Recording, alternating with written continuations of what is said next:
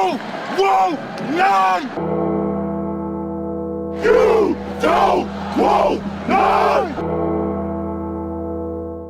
What's going on, Tar Heel Nation? It is your favorite North Carolinian, Russ the Tar Heel, and welcome to the men's department of Carolina basketball. And in this huddle, baby, we're going to talk about the number 16 North Carolina Tar Heels taking on those Georgetown Hoyas at the Dean Dome. But before we get into the intricate details of this matchup, shout out to the Huddle Hooligans, man, for all that they do. The Tar Heel Huddle would not exist without all of you guys' continued support. Live reaction and watch party this Sunday, man, but only for the second half because, work and stuff. So make sure you come and hang out with your favorite North Carolinian to see if those Heels can stack wins. Now, this game is intriguing, particularly for a guy like myself, because back when the NBA was respectable, in my humble opinion, I was a huge Allen Iverson fan.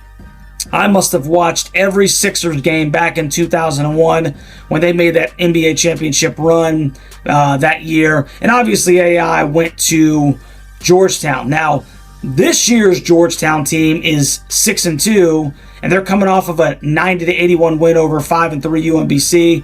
6'7", 227-pound sophomore forward Caleb Williams led the Hoyas with 18 points on 8 of 16 shooting. They shot 56% from the floor and 48% from three.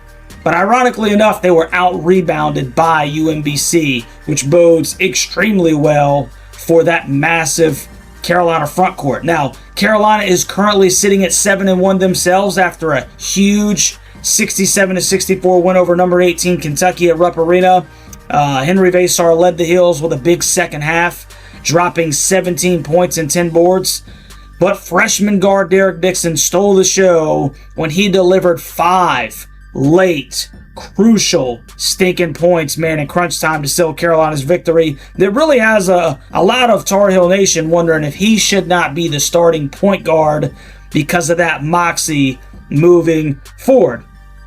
And as big of a win as that might have been for Carolina to come out on top in that one, a battle of blue bloods at their stinking place, the Zags just beat that same Kentucky team by 35 in Nashville. So, yeah, there's that. Now, here is the tale of the tape in this Georgetown and Carolina game. Georgetown's averaging 80.6 points per game to Carolina's 81.3.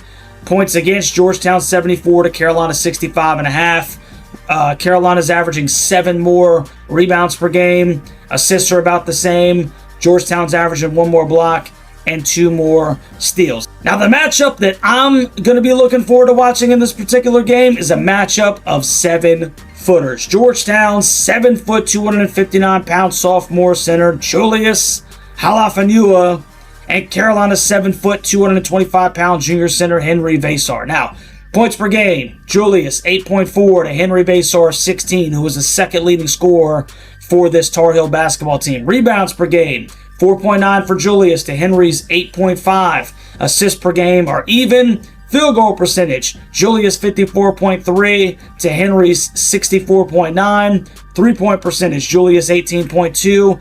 Not a very good three-point shooter to Henry Vasar's 40% from beyond the arc, which is pretty damn good for your starting five. Free throw percentage, Julius 75% to Henry 66.7, and Henry Vasar is averaging half a block more per game. Now, Julius had 16 points and 9 rebounds against UMBC, which were very similar numbers to the Heels' big man of 17 and 10.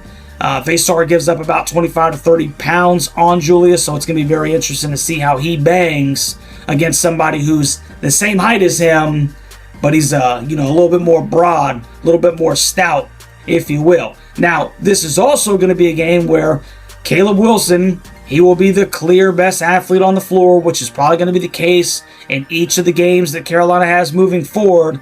I want to see him to continue to be aggressive around the rim and play with good energy, which is obviously just who C-Dub is as a player to this point. Now, the Hoyas' leading scorer is a 6'4", 210-pound junior guard KJ Lewis, who's averaging 16.6 points per game. So a bigger guard like Luka Bogovac is going to have to play really solid defense against a guy like that, because the kid is kind of a stat sheet stuffer, if you will. So how do I think this one plays out? Well, the ESPN matchup indicator gives the Heels a 79.9% chance at beating the Hoyas in this basketball game, at least at the time of the making of this video. And the fan poll is even more confident, with Carolina garnering 89% of those polled. And shout out to the 350 individuals that participated in that poll, man. I really appreciate it. I personally think that Carolina is going to be too talented at the Dean Dome for this Hoyas team, and that they should be winning this basketball game by a fairly comfortable margin. The Hoyas are obviously not a bad team, but Carolina is going to have to continue to build themselves into the team that they should be.